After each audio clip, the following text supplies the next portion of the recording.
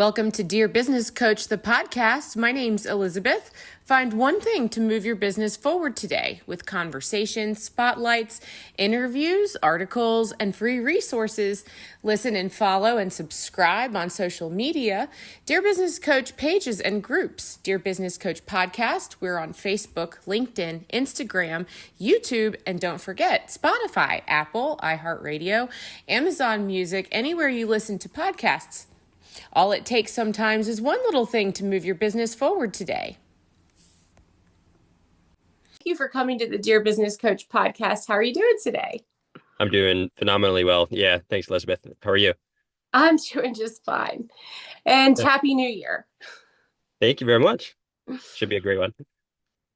Well, you know what? I would love to start with the one-liner that I have for you, and this is fantastic. Michael Jacobson, CEO of French Florist, is a disruptor to the franchising industry and the florist status quo.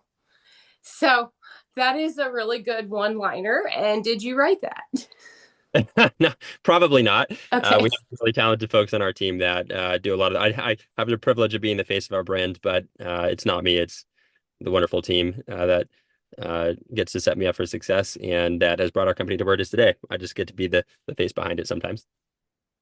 Wow. Okay. So Michael, what happened when I talked to you is we met as podcasters, interviewers, interviewees do, and however, the chance that I had to think about what's going on in your business since we did talk brought some questions up, and some of them are related to what I think you're doing on the podcast network right now is what's changing in your business and what's who are you talking to in the franchise business, and what might some of our market expectations be around the floral business.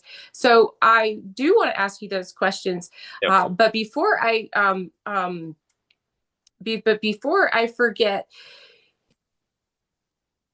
to the word disruptor, the reason I asked you why, or if you wrote that, reason why I asked you that is because I do think that you would use the word disruptor for yourself as a leader potentially. Would you agree with that? Yeah, I think like if I were to try to put a definition behind the word, what we're doing in our business and how we're trying to help our industry is not a 5%, a 10%, a 15% improvement. We are looking to and have historically been able to improve the florists and flower shops that we work with in order of magnitude of performance. So, we're looking at how can we increase the performance of our flower shops by 100, 200, 300%. And we're not looking for marginal improvements. We are looking to kind of categorically improve the industry on a fundamental level. Okay, why? It's a great question. Let me ask you a question and see if we can get back into our answer together. So when I say French fries, what company do you think of? McDonald's. Yep, same. What if I say coffee, what company do you think of? I'm a Starbucks person. Yep, totally. I know it depends what side of the country you're on. I either get Dunkin' or Starbucks. I think both are correct, right? But same. I'm on West Coast. I do think of Starbucks as well. If I say flowers, what company do you think of? I probably used FTD last time. Yep, right on. So there are three dominant market players in the floral industry. FTD is one of them. 1-800-Flowers is the other one, and Teleflora is the third. So those three players all have the same business model. If I ask you what you think of FTD or 1-800-Flowers, what do you think about them? Well, my initial idea is time, right? Expectation to time. I'm pretty sure that I'm going to get what's in the picture on the day they tell me.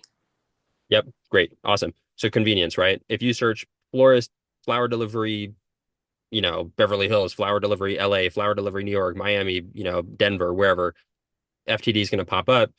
You order through them. You're pretty sure that those flowers are going to show up. The problem with FTD and 1-800-Flowers and Teleflora, though, are, and some people know this, some people don't. They're not a flower company, right? They take your order and they're going to syndicate it to a local florist. And along the way, they take a 30 to 40% commission.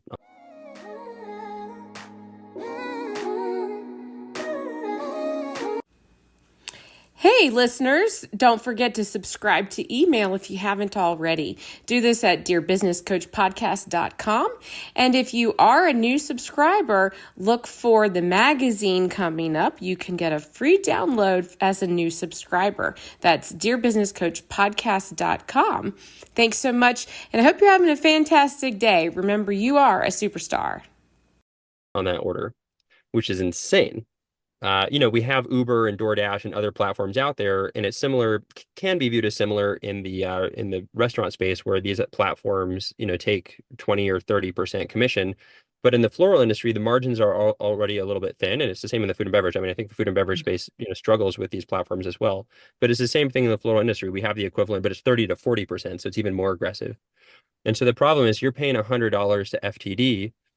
The florist is only getting 60 or $65 out of that. You're not going to get the experience of the full amount of money that you're paying because FTD is taking such a dominant market share of that order. Now, FTD also declared bankruptcy in 2019. They got bought by private equity, and they're kind of grasping at straws to stay alive. 1-800-Flowers is a public company as well. In terms of their floral business, they're struggling a little bit because it's an old model and it's very antiquated. And so, trying to answer the question, like, why are we trying to disrupt the floral industry? It's not just because we have this crazy ambition and financial goals, whatever. It's really not about that. It's because there's a very real opportunity that florists have a lot of pain right now. And because of these order aggregators and the dominant market players that are out there that are kind of predatory model taking advantage of these florists that are crushing their margins. And what I found about being in this industry for a long time is florists are very nice people. They're very good people. But I will say they're not always the strongest business people.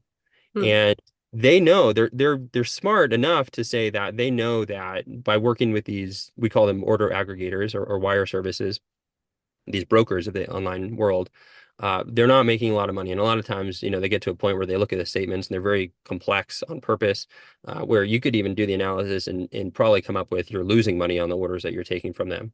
And then also, it's really more than anything else. What really happens is the florist is not doing well, but also the customer is not getting the best result that they possibly can. And so everything that we do at French Florist is very client driven and customer experience focused. And if we're partnered up with the 1-800-Flowers and the FTDs out there, and they're taking a 30% commission from us, we're not able to deliver the best customer experience we can. So we don't work with them. When I came into the business, we worked with all of the different wire services that you can think of. We dropped all of them. It was very difficult to kind of lose all of that revenue, but it wasn't profitable revenue. And what happened was we were able to get more margin on those orders and take that margin and reinvest it back into our client experience. So we get higher quality flowers. We're able to invest into the technology that we have and make our operations more efficient, which also improves our margin. Take that additional margin and again reinvest it into building a better brand, building a better experience, developing surprise and delight tactics like sending our customers handwritten notes, sending our best clients big gift boxes of appreciation. Because we're not paying that 30% anymore for these wire services, we can take them and reinvest them back into our business.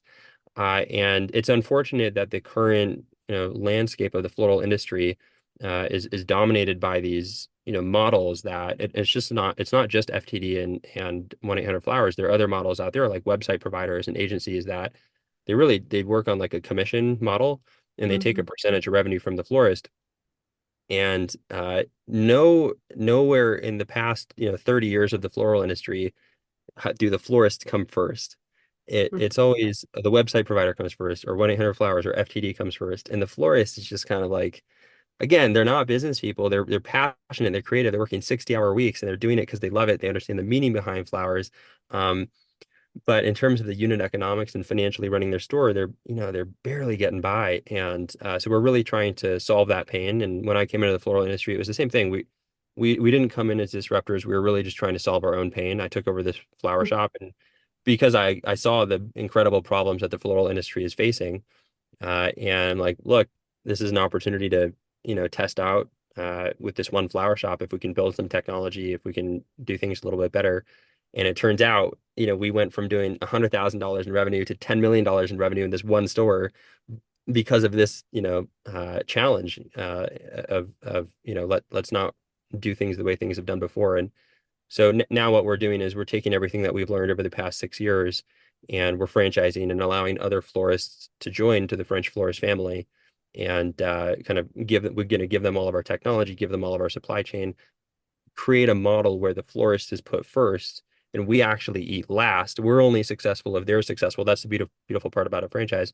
And doing it in a different way than it's ever been done before. So in that way, I think we can call ourselves disruptors, but really, I think more than that, we're just trying to solve the pain that exists in the industry. Yeah. Well, and so it sounds like you have landed on something that I have been told you just cannot do, right? And the way I'm hearing the story and the vision is kind of like, what is it what is it that people with innovative minds try to do at the beginning, right? Is find, how can I beat you in quality and in price? How can I give you the best quality? And we're going to also figure out how to beat the competitors on price. And I've been told by several people over and over and over again, you can't do that, right? You're Yep. not going to beat Walmart on price. Yep. So there must be some kind of uh, um, proprietary secret, right, to what you did in that. Are you a LinkedIn user? If you are, you can join me for LinkedIn Live Audio with Elizabeth every week, usually on Mondays at 8:30 a.m. Eastern Time. I will have a LinkedIn Live Audio where we talk about podcasting for executives who speak and podcasting for team leaders who speak. These are the themes that are currently running. If that sounds like something you're interested, visit me, Elizabeth Walker at Work, on my LinkedIn profile. Yeah. Well, and so it sounds like you have landed on something that I have been told you just cannot do, right? And the way I'm hearing the story and the vision is kind of like, what is it what is it that people with innovative minds try to do at the beginning, right? Is find, how can I beat you in quality and in price? How can I give you the best quality? And we're going to also figure out how to beat the competitors on price. And I've been told by several people over and over and over again, you can't do that, right? You're Yep. not going to beat Walmart on price. Yep. So there must be some kind of uh, um, proprietary secret, right, to what you did in that first store to figure this out. I mean, is that what you're doing? Yeah, I think that never use the word never, right? Like I don't think impossibility is impossible.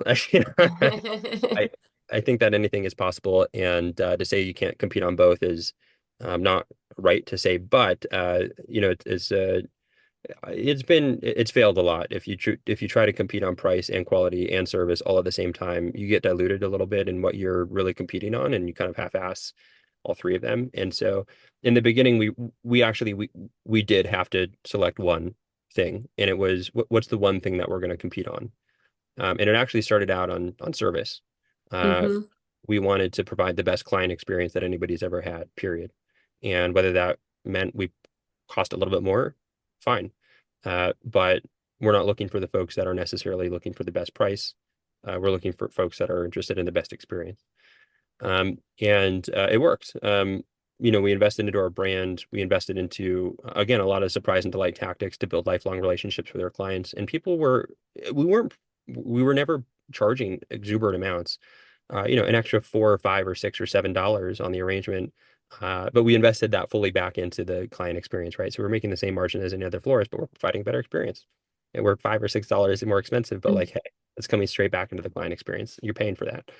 Yeah. And that's where it started. And I'm oversimplifying it a little bit, but it was a pretty radical, obsessive focus on client experience and making sure that that became a part of our DNA. Everything that we did was, how can we turn this into not just a 10 out of 10 experience, but what's the one thing that we can do to go above and beyond and create this as an 11 out of 10 experience for our client? And we did. And what Mm. happened was that gained a lot of traction. That allowed us to get a lot more volume in, and what that volume allowed us to do is skip the wholesalers and purchase directly from the farmers. Now we're getting lower prices on our product, and it's higher quality product. And so now we're starting to get better margins. And what are we going to do? We're going to reinvest that back into the client experience again by lowering our prices a little bit and just passing that discount along to the customer. So now, eventually, because we were very singularly focused on the client experience, that allowed us to get more margin, reinvesting that back into our supply chain and our technology. Technology has allowed us to run a lot more efficiently as well, improving our margin. And then we can charge lesser price to the client as well. So to this day, we're not the cheapest florist that you'll ever go through, but we're very, very competitive on price. But that wasn't the priority. So today we do compete absolutely on service quality and price. I think that it would be hard to find another florist out there that can provide the same value that we do. If you're buying $100 arrangement from us versus $100 arrangement from somebody else, I think you're going to get a lot better result from us. But it was one step at a time to get through that. And it really started with service. And still, if we were to prioritize which one is the most important, we're very clear that service is still the most important to us today. Yeah. Well, absolutely. I mean, how many times do I have the experience where if I have to correct a mistake after the fact, that's a breakdown in service, and you probably lose the customer for next time.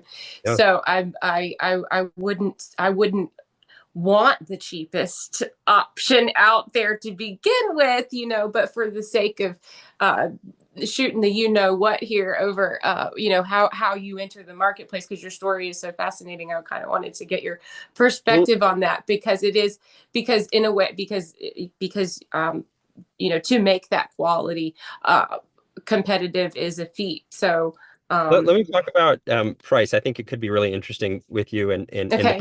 the perception of price, because it's interesting that you say, Okay. I don't want the cheapest, right? And normally people don't want the cheapest. Um, and that's really interesting to me. I think that one brand that I really like in terms of the work that they've done to position themselves in the marketplace as a luxury brand, but still providing price points that are an attainable level is Tiffany's. So Tiffany's is the jeweler. And when you go into Tiffany's, you view them as, or at least I do, I view them as kind of a premium expensive brand. I do. Mm-hmm. Or costly. That's, if you're going to go in there, you're going to, your wallet's going to be hurting, for a few days. Right. Agreed. However, I will say, if you go into Tiffany's you need to go, so they're not competing on price fully, right? If you go into Tiffany's though, you will notice that they do have some options that are $30,000 for a necklace. They also have an option where it's $300 for a Mm-hmm. necklace. And I'm not saying that $300 is a small amount of money. It's not. But there's a price point that they offer that is very attainable. The beautiful part about Tiffany's is if you're buying a $30,000 necklace or if you're buying a $300 necklace, in both of those cases, you're getting the turquoise box. And that's what makes Tiffany's so special is the turquoise box. It's not necessarily how much you spend on the necklace. It's the turquoise box that you get. And that's a beautiful thing. And we have adopted that in French Florist as well, where we position our brand as a premium luxury brand. We provide a luxury experience. But what we're able to do is, somebody who's doesn't want to spend their whole entire paycheck on flowers for their partner, they can come into our store, they can buy a $35 wrap bouquet, and they're still getting the French Florist brand and the French Florist experience. And it's a very, very premium luxury feeling because it is, but they're not having to spend $3,000. The flip side of that, though, is we have a client that wants to come in and spend $3,000 with us. Sure, no problem. We work with Dior, Cartier, Louis Vuitton, Van Cleef, all of these other brands that spend hundreds of thousands of dollars with us, and they feel comfortable doing that because of our premium image and because of the quality. Ultimately, we have to deliver on the quality that we're promising, right? But so we're able to serve two different clients, these folks that are looking for a luxury experience. Again, still not the cheapest florist out there, but it's still an attainable price point. And we're also able to cater to the folks that are wanting to spend more money on flowers. And that's a really powerful thing. I know we're supposed to only choose, the traditional marketing model is like, who's your target customer? Mm-hmm. Uh, for us, it's not really about that. It's really what's the feeling that we want to invoke. And flowers are a very special thing. We could go down the rabbit hole of how meaningful flowers are in and of themselves. And we don't think that we need to only sell our flowers to the folks that want to spend $1,000. Not at all. Mm. We're happy to, but we also want to serve the folks in a meaningful way that can't necessarily afford that. Right. And I can come to you and make an occasion special, even if I want it to be for one date. Not necessarily, maybe I don't need a dozen to express, that occasion that day. And it Yeah. needs to also be the effect and the feeling that you're evoking. And you're absolutely right. You know what? I this is a little bit of a goofy story, but I want to Love it. share this with you because I'm now recalling that this Tiffany story that you so well shared with me, that example, when we talked once before, and it stuck with me. And now I'm realizing that over Christmas, I created a small a grab bag for a Yeah. party. And so none of the presents were labeled, and all of the grab presents were around the cheapest one was $9. The most expensive one was 16. And what I did, because you talked with me that day, is I wrapped every little present with extra silver sparkling tissue paper on the inside. And I got a couple of comments about the wrapping, and I think it made a difference. Absolutely. I think that is so understated. And especially we're in an industry that's a commodity product. You can buy flowers from your grocery store, and you should buy flowers from your grocery store. You should buy them for yourself too. Our clients are typically buying as a gift from one person to another. But that being said, I think that the reason people buy from us is the unexpected surprise and delight and the extra mile that we go. So that extra silver wrapping paper that you put in there is meaningful, and flowers are meaningful. It's not even about the flowers, it's about the message behind them and that they convey, right? And the message that you are conveying is there's a lot of care and emotion and like ultimately connection that you want to share with other humans by wrapping that present in silver. You're making a statement that this is something that's meaningful, and we're meaning making machines, right? And so for us, I mean, like we even go so far as to the uniforms that our staff wear and that I wear on the inside of our collar of our jackets here, there's a little embroidery that says "You are loved." And Really? nobody sees that. Nobody sees that except for the person who's wearing it. And that makes them feel good. That tiny little thing that made it from a beautiful uniform, it's a 10 out of 10. This little thing just made it an 11 out of 10. And none of our clients see it, none of our customers, none of our vendors, but the employee and me, when I put my uniform on in the beginning of the day, I see that and that makes me feel good. And that's like a hidden, luxurious, meaningful moment. And so those small things matter. That silver wrapping paper matters. It really matters. So that's amazing. I like that a lot. And we're very much aligned on making things extra special that way. Well, I thank you, because it was talking to you that day that made me think about that. And that's exactly what I was thinking when doing that. I was hoping that the person receiving the gift could even visualize me thinking, oh, I think this would be a fun present to open for the intended party. 100%. Um, well, okay, so now this is I know I just have a few seconds left, and with you, and don't let me run over. So FrenchFlorist.com is where I can go to I'm actually on French Florist right now. And so just like it sounds, FrenchFlorist.com is the main URL. If I want to talk to you or learn more about franchising, Yeah. is there a way? What's the best way to start there? Yeah, absolutely. So the website that has a lot of information on it regarding our franchise program is FrenchFloristFranchise.com. And we're franchising in two different ways. For folks that are, maybe have worked corporate for a long time and they've always wanted to be their own boss, but they hear the statistics on how risky it is to start your own business. They don't want to make that leap by themselves. A franchise program is a great thing for them. There are great franchise systems out there, and obviously there's some franchise systems that are less than great out there. So do your due diligence. But our franchise program is set up for folks that have always wanted to start their own business, but don't want to do that. They want to be in business for themselves, but not by themselves, right? And Hmm. so our business is really good in giving them the support and infrastructure and supply chain and technology and training, everything they need to run their flower shop in a really successful way. So that's what we specialize in. That's one way that we're franchising. Another way that we're franchising is we're actually partnering with existing flower shops. And there are a lot of flower shops that are really great people, really great operators, great culture, great employees, great client service, but they're struggling with the business side of it, the email marketing, the supply chain, the standard chart of accounts, the technology, the operational support, all of that stuff. We call that the boring stuff. We're really good at the boring stuff, I will say. And you have to be, right? And so we can give them a lot of our support in that way. And we have a lot of florists that are joining the French Florist family, and we can help take their shop to the next level as well. So whether you're an existing flower shop owner or looking to get into business and provide, do something meaningful and become a business owner and give back to your community as a business owner, we can help in both ways. So FrenchFloristFranchise.com has a lot more information on it. But yeah, get in touch with us. We're always happy to have a conversation. It's never an obligation.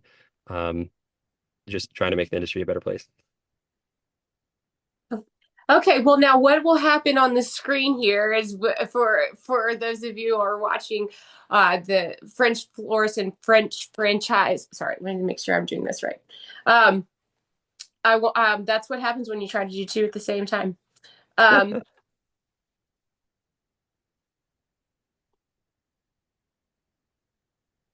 okay. So I know that you said it and I've said it. FrenchFloristFranchise.com will be on the screen too as well. So you can read that in the show notes and on the video for this interview. And what is happening for you on Valentine's Day this year? Yeah. Yeah. Valentine's Day is really a all you can eat buffet. We love Valentine's Day. And we're delivering roses to every girl and I'm sure a lot of guys too, in the cities that we serve. But it's an amazing, amazing time. It really is an all you can eat buffet. And at some point we have to stop eating because we get so full. And so the advice that I have for, the listeners out there, if you're trying to order flowers for Valentine's Day, order in advance, order as ahead of time as you possibly can. At some point, all of our shops stop taking orders. That's how much demand we have on Valentine's Day. So we love happy birthday, happy anniversary, congratulations, and things like that. That's really the occasions that we love because they happen every day, and it's everyday moments that matter the most. We love Valentine's Day, but it's definitely an all-you-can-eat buffet. So, yeah, wish us luck. Good luck. Thank you. Take it. Well, so I need to place my order and get ready. Yeah, Well, definitely. yes. Okay. So well, what I would like to say is I appreciate you taking time and um unpackaging, experiencing the unpackaging of receiving what a French florist experience might be like. And I hope to have you back sometime soon. So I hope you have a great holiday in the Absolutely. meantime. Yeah, thank you very much. Happy New Year. It should be a really fun one ahead. If we can catch up in the near future, we'd love to do that as well. Awesome. All right. Well, Michael Jacobson, thank you so much. You have a great day. Awesome, Elizabeth. You too. Cheers. Take care. Bye. Find one thing to move your business forward today with conversations, spotlights, interviews, articles, and free resources. Listen and follow and subscribe on social media, LinkedIn, Instagram, YouTube, and don't forget Spotify, Apple, iHeartRadio, Amazon Music, anywhere you listen to podcasts.